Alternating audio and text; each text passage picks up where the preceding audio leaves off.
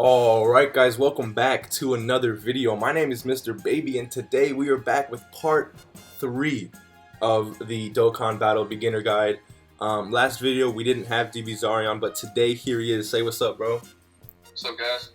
I'm glad you can make it to today's video. So last video we went over the team section. Now today I want to go over the summon information. This video should not, be too long. I mean, me and the boy Zarion can go on and on about Dragon Ball, but we're gonna try and keep this one short for you guys. So when you hit the summon screen, this summoning is basically how you acquire units in the game. It's it's one of the ways you acquire some of the best units in the game. There are free-to-play units that you can grind up, right? But when you come and summon, these are where the good characters are going to be. This is why, like how we said in the first video, stones are so important, because without stones you can't really acquire some of the good units. So when you hit the summon screen, you're gonna see a bunch of banners. And by the way, top legendary summon LR Goku Black and LR Trunks and Mai don't summon. Don't do it.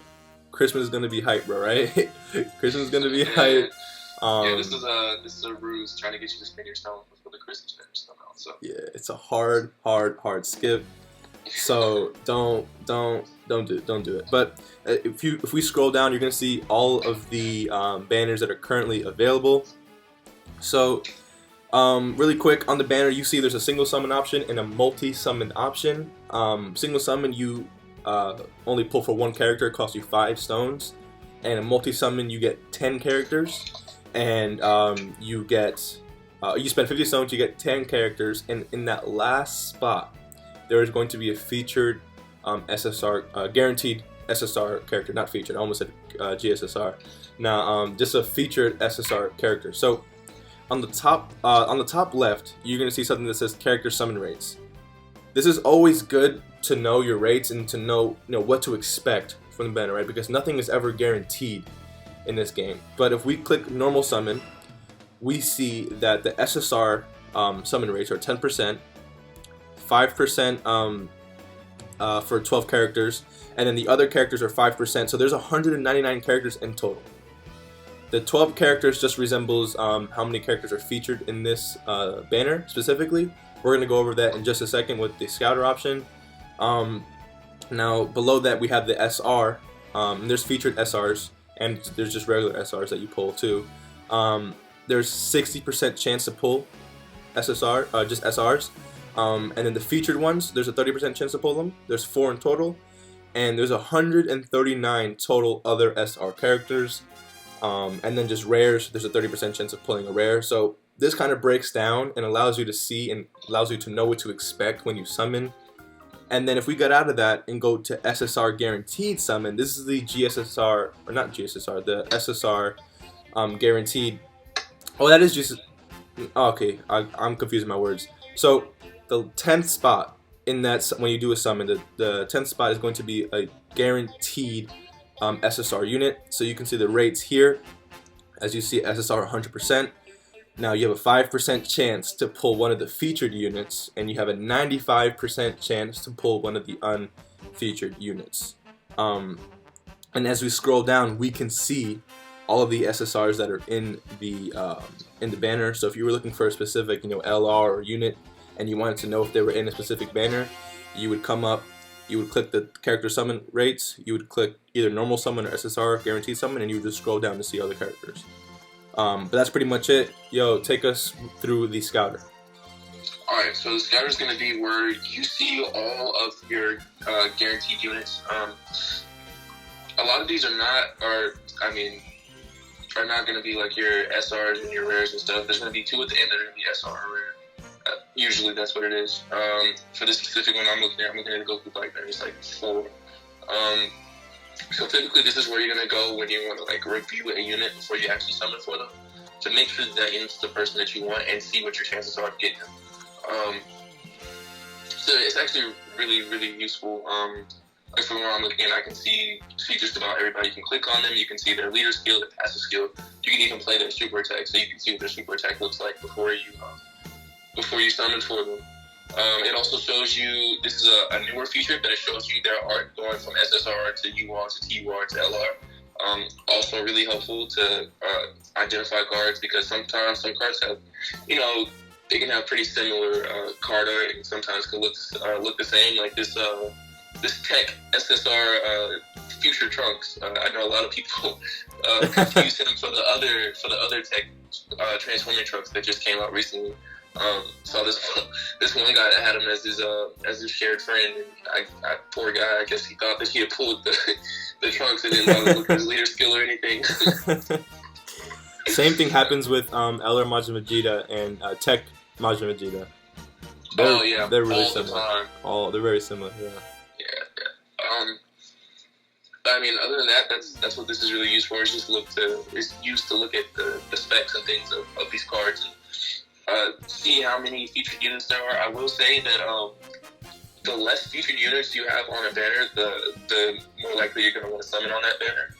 If you have, you know, one specific unit in mind that you want, and there's like 15 featured SSRs, and you're not going to have a very good chance of pulling that unit, especially with a pool of, what is it, like 130 plus units, and then you got these 15 featured units already. So even if you do get a summon animation that guarantees you like a featured unit, you still only have a small percentage chance of pulling that one unit that you want. So I will say pay attention to the number of featured units, and that's subtracting the SRs on the units. Yeah. So now I've seen and I've gotten a lot of questions about what makes a character good, and to go over that, there's a few things that makes a character good. And before I explain this is one of those things that I can, you know, speak and say, but you're going to have to go into the game and try out cards and see for yourselves how teams work, and you have to build teams to really understand how it works. So this is more of a, you know, like more of a proactive experience. So what makes a card good, right, is a few things, right? Their leader skill, their passive, and their super attack. So when you're looking at a character, right, you want a character that can boost HP, attack, and defense, and also give you ki. So if that leader can do that, that's already a solid leader. Now we have type specific leaders. So we have this Trunks right here. He's not a type specific leader. Oh, he actually is. His second part is going to play again for you guys really quick. You can see on the right hand side it's going to say Super STR type, Ki +2, and HP attack and defense +70%. So as an SSR, he's already a decent leader for new beginner units if you're going to run a solid, you know, or mono STR team. So also these characters have categories, and like I explained last video, categories are just big sections. You can just think about it as big sections of the anime, you know, broken down into specific arcs. Like let's say the Cell Saga arc. Let's say there's a character that comes out in Dokkan from that arc, he's the Cell Saga leader. Every unit that comes out in Dokkan that's from that time will be in that category. So let's say your favorite category is Realm of Gods, right? All the characters have powers of the gods. And a nice leader skill would be, and let me pull up UI Goku for this example. You know what? Let me flex the Zamasu real quick. So Zamasu, Realm of Gods category, Ki +3, HP attack 170%, and defense +130%. So what makes this character so good of a leader skill is that he boosts by 170% HP and attack, right? And then he boosts defense by 130%. It would have been great, you know, if he did 170% because Zamasu isn't really good on defense anyways. But you're going to want to look for a character who boosts, right, all HP attack and defense and gives ki, right? And you know, being that you're going to be a beginner player, right, the category leader skill isn't too important because you're not going to have a lot of characters from a lot of, you know, from a specific category to start out with. So you're going to want to focus on characters that give, you know, just a general HP attack and defense plus ki boost. So a good example would be LR Vegito Blue. Super class Ki +3 and HP attack and defense +70%, as you guys can see. So as long as they are super class type, and we covered this like 2 videos ago, as long as they're good guys, He's going to be giving them Ki +3 and HP attack and defense +70%. I can tell you right now, you can build a very solid team with this and go run it like an event, a Dokkan event, and beat the event. So it's going to be, quite a little harder, and it's going to depend on the event, of course. But for a beginner player, this is exactly what you want to be looking for, and that's what makes a card good. And then we have the passive skill. Passive skills. What makes passive cards good when it comes to passive skills is whether or not they can boost other units. So let's say this Trunks here had a passive skill of boosting all STR types by 2 Ki and by attack and defense +30% or whatever. Those passive skills are what makes a unit good. You don't want a unit with a passive skill of give me an example of a bad passive skill in the game. A bad passive skill? Yeah. I got you. Something you don't want.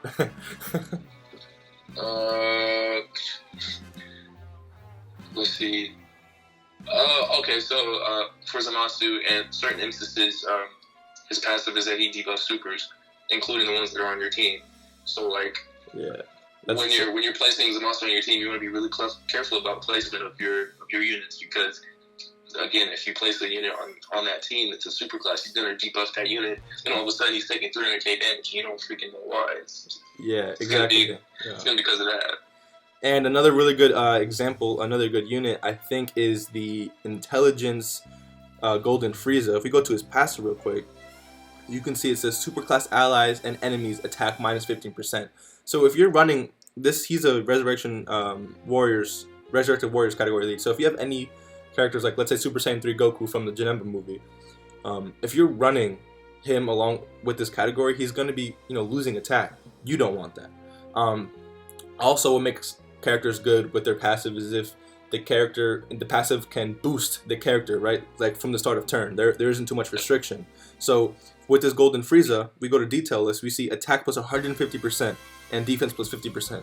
So you already know that this Frieza is going to be pretty good on a Resurrection Warriors leaders, because on a Resurrected Warriors category, because despite the fact that he gives 170% attack and defense, he's giving himself an instant 150%. And the higher the percent, the better the card will be. So you just want, and again, this is one of those things where you're gonna have to go into the game and really test out for yourself. It takes a while to learn what characters can do. Like I don't even have every card memorized. Zarian, supposedly you do, right? I wouldn't say all that. Nah, but say all that, man. That's a lie. Nah, but the longer you play, the more of a sense that you get with what characters can do and which skills are important. Really quick, to give you a good example of a good support type character from his passive would be AGL. Let me see if I can find him. AGL Turles. Oh, right here.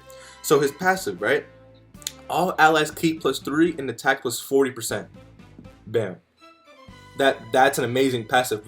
How many 40% passive boosts are there in the game?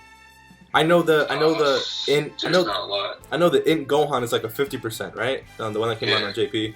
And that's rare, but there is a few 40%. But if you want to run a good team and really bring out the max attack stat of a unit, you want to bring this Turles, because this Turles gives that the unit on the rotation 3 Ki, which can be the difference between an 18 Ki super and a 12 Ki super, right? For an LR, and it gives him 40% attack plus the attack that the character already has, plus the attack that his passive skill gives him, plus the 2 leader skills. So it can really add up. So now that we got that out the way, bro, talk about or walk us through the Gacha coins. All right, so the Gacha coins. So there's 3 different kinds of Gacha coins. There's blue coins, it's gonna be gold coins, and there's gonna be red coins. So red coins are gonna be what you get for doing a single or multi-summon on a Dokkan Fest banner. The way you tell if it's a Dokkan Fest banner is it'll say Super Dokkan Festival or it'll say Extreme Dokkan Festival. It doesn't differentiate between Super and Extreme. You get the same red coins for something on either one. Alright, so when you do a single summon, you get 1 Gacha coin for doing a single summon. When you do a multi-summon, you get 10. Now you can use these coins to go into Baba's shop, and you can look at all these units, and they actually have really good units that you can trade for these. But for like with the gold Gacha coins, you can get LR cards. So you go in here, and it costs 500 of those Gacha coins to get LR cards. But at the end of the day, it really is worth it. It's a free LR. It's a guaranteed LR if you get up to that amount of money or to that amount of coins.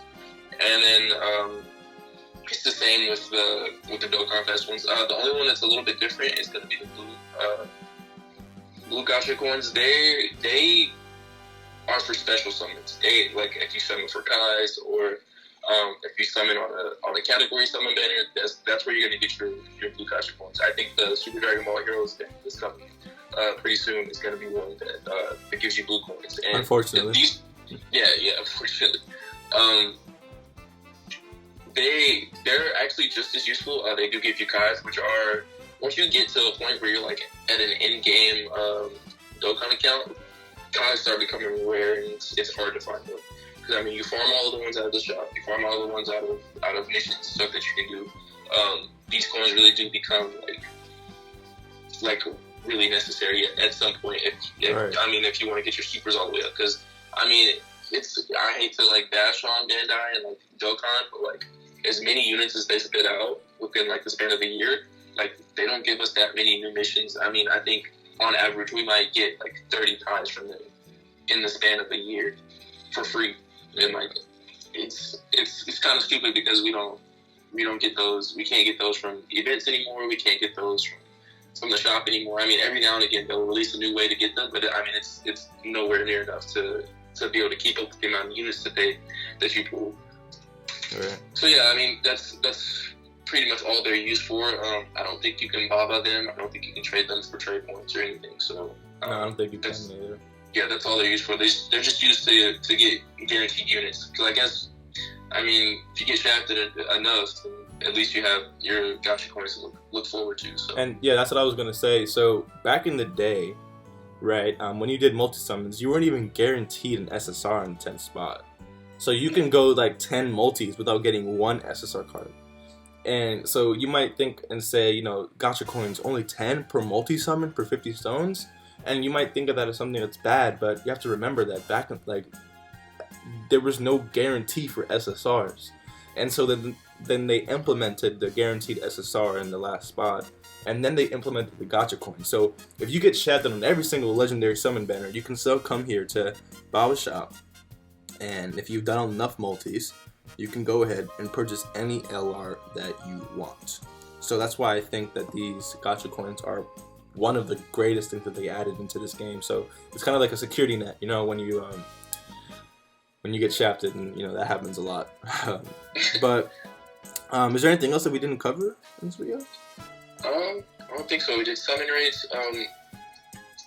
I did want to add that there are definitely some banners that you want to look out for. Not every banner is worth summoning on, so just spin your stone sparingly when you're going through these banners. You can look at the rates and you can tell, you know, if they have low summon rates, and you don't want to summon all that. I guarantee you something even better than that's going to come after it. So just learn patience. Patience is a virtue in this game. Everything's not going to be spit out at you once. Just if patience is your thing, it probably isn't the game for you. So just don't get frustrated, and you know, keep playing the game. I can tell you right now that the top legendary summons, you know, they in and of themselves, they're not the banners that you want to spend stones on, because you know there's not anything really good that's featured besides the LRs, right? So you can tell already, you know, by these, and if you're a beginner player, a lot of these featured cards could still help you, right? But we're looking at, you know, which, you know, banner would be the best for you. So something like this Trunks banner or this AGL Zamasu banner, these banners right now are great because the featured cards are amazing category leaders, and they're very strong. And banners like this don't come around too often. So you need to look out for characters or for banners that bring a lot of Dokkan Fest exclusives, that bring a lot of very strong characters. And not that knowledge comes with time, comes with watching, you know, other, you know, YouTubers like Truth, I'm Nano. So again, like, I understand that if you guys feel that you don't know still which characters are good, and it's hard for us to tell you that because there's lots of cards in this game and there's a lot of cards that are good. So that's why I said that you guys need to be playing. You need to, you know, just be experimenting and reading and seeing, you know, what's going on, so you can get a sense of what's good and what's bad. But with that, do you have anything else to add, bro? Also, when you're summoning, you're gonna get a lot of cards that may not seem good off rip, but for sure, do not sell a card or throw it away or you know, buy it until you're for sure that card's not gonna be anything at all. Because any card is subject to get like easy A's and like get powered up and like change passives and get, you know, better leader skills. All that can come with an easy A. So if you're not too sure with a card, if you have the card space, don't just throw it out. Especially if you're a beginner, because you never know what card's gonna, you know, get a boost or get a buff or, you know, whatever the case may be. Just try and be pretty optimistic about the cards that you pull. Just because it's not that LR Goku Black that you want, it doesn't mean that it's not going to be useful in the future. I have made that mistake on a few occasions where cards that have gotten easy A's, I thought about it because I didn't think they were any good, and now I'm sitting here without that card. God, could have possibly had a rainbow because of how many of them I sold. So sure, yeah. If you're a beginner, if you're a beginner player, I was supposed to say beginner card again. If you are a beginner player, there's absolutely no reason for you to sell your SSR cards. There's just no reason, because every SSR can help you, every single card. Now, when you become, you know, when you have an account that, you know, is more like an end game account, not completely end game, but, you know, you've been playing for a while, by that time you'll know which cards already got their easy A's, which cards haven't got their easy A's. Like I said, knowledge comes with experience in this game, so you'll get more of a sense, and then you can go ahead and sell your SSRs. But as a beginner player, selling your SSRs is not something that you want to do. So with all that said, I hope you guys enjoyed today's video. Hit that like button, subscribe if you're new. I'm trying to hit 40 subs by the end of the year. I'm at 33. So go down there, hit that red subscribe button. And also go to the description, check out my boy DB Zarion's channel. A lot of content for his channel is coming soon. Don't worry. And I will see you guys in the next video. Say peace. See you guys.